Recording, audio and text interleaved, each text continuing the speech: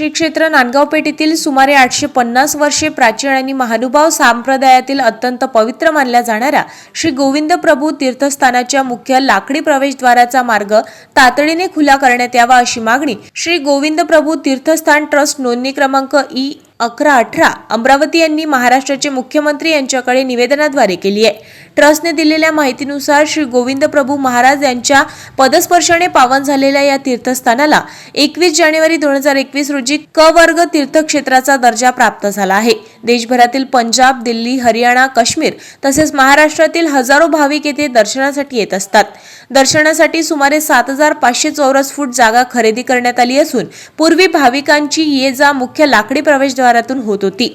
मात्र 2021 पासून हे प्रवेशद्वार बंद करण्यात आल्याने भाविकांना मंदिरात जाण्यासाठी मोठ्या अडचणीचा सामना करावा लागत असल्याचा आरोप ट्रस्टने केला आहे। ट्रस्टचे अध्यक्ष विनय मुनी दर्यापूरकर यांनी मुख्यमंत्री, पालकमंत्री, जिल्हाधिकारी, पोलीस आयुक्त, मुख्य कार्यकारी अधिकारी तसेच स्थानिक लोकप्रतिनिधींना निवेदन पाठवून मुख्य लाकडी प्रवेशद्वार तातडीने खुले करून भाविकांना दिलासा द्यावा अशी मागणी केली आहे। भाविकांच्या धार्मिक भावना आणि तीर्थक्षेत्राचे महत्त्व लक्षात घेऊन शासनाने या प्रकरणात तातडीने हस्तक्षेप करून योग्य तो निर्णय घ्यावा अशी अपेक्षा ट्रस्टने व्यक्त केली आहे।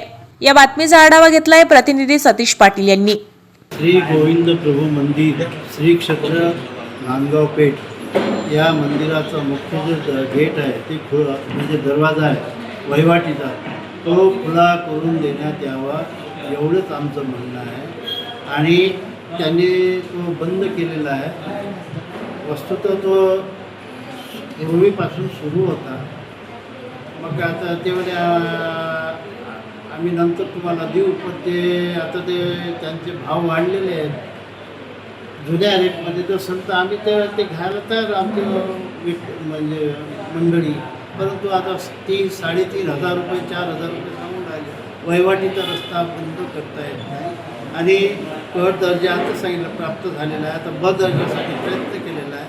आमदार राजेश वानखडे यांना तसं ते हे पत्रही दिलेलं आहे।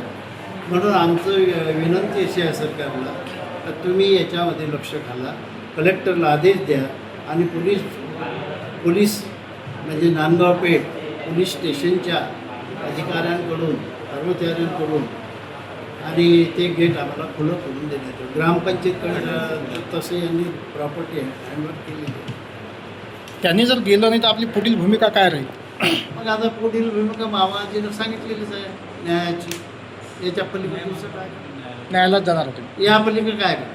आपल्या शहरातील ताज्या घडामोडी व बातम्या बघण्यासाठी नंबर 1 न्यूज चॅनल अमरावतीला सबस्क्राईब करा, लाईक करा आणि शेअर करा। संपर्क करा संपादक नितीन पाटील मुळे। संपर्क क्रमांक 9921589663।